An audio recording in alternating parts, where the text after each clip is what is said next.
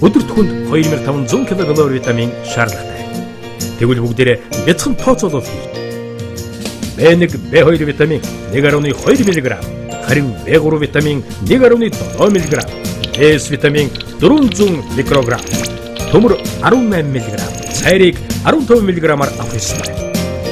Тэгвэл энэ таны зарцуулсан мөнгөний хэмжээ. Харин би энэ бүгдийг Лавшаа гомонгоос авдаг. Үйл амьдралын энгийн нууц Лавшаа.